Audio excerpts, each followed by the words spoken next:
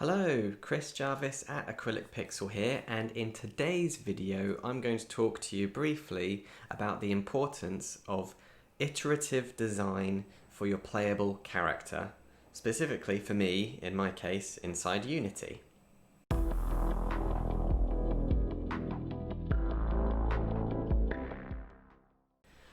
So, just to let you know, in case you didn't already, it's very important to have iterative character design for your playable character. Now, what does that mean? Well, what it means is you need to be able to adapt and change your design ideas so that the player experience is as good as it could be. For me specifically, I started off with just a ball, a circle. My playable character was just going to be as simple as possible. I'm just using primitive shapes. The reason behind that was because I wanted to be able to tell a story through the narrative design.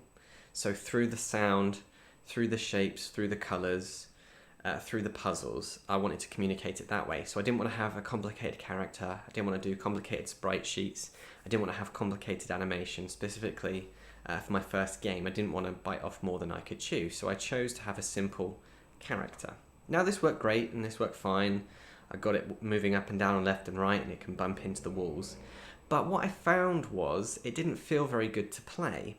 The circle just hit into the walls, nothing really much happened, and the playable character just felt disconnected from the world, or the world didn't feel really in tune with what the character was going through, and I thought I needed to have something else, something different. Then I thought of the idea of having a soft body player, so like a squishy ball, and that way that it could bounce off of the walls or squish up against it, and it would have some sort of dynamic movement. That turned out to be more difficult than I anticipated. I looked at some tutorials, I looked at buying some packages from the Unity store, but nothing really seemed to fit what I was looking for, the feel I was going for. Then I looked at a tutorial which showed you how to sort of cheat at a soft body, and it used smaller balls that were connected together through joints which interacted together to kind of make a sort of soft body shape. It was at least a shape made of multiple parts which squished together and deformed and was movable, and so therefore had some sort of interactivity. I then adapted this idea and made the playable character that you can see here.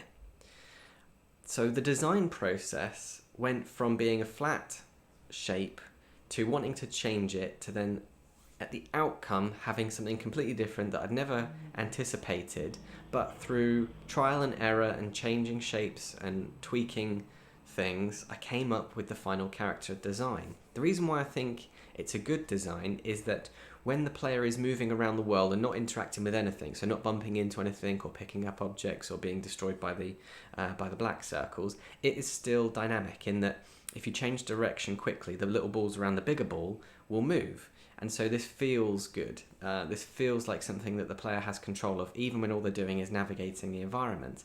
When they're bouncing up against the walls to try and find out what's around the corner or what's on the other side, the balls move and rotate around the main body. Again, this is satisfying and it's different from the interactivity of when the ball is just floating in space.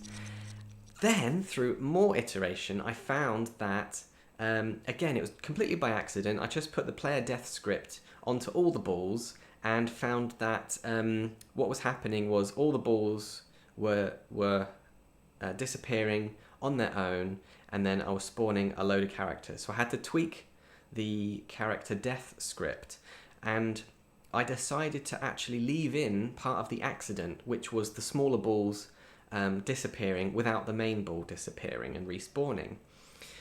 And so by doing this, again, it's more dynamic. So every time the player grazes an enemy, and every time the player almost gets hit, so the main ball almost gets hit, then there's something that happens. So there's a consequence.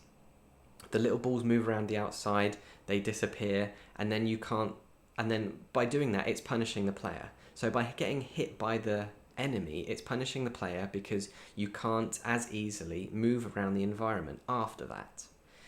And so that is completely dynamic. So just through accident, I found a completely dynamic, great design, playable character, which I love. Never thought of, would never have dreamed of designing, but just through trial and error and design accidents, I came across this combination. So I urge you to do the same. Let me know what you think of the playable character. Do you think that iterative design for your playable character is important? Let me know in the comments below. Like the video if you liked it, and I'll keep you updated with more content as and when I do it. So for now, stay safe, and I'll see you in the next one.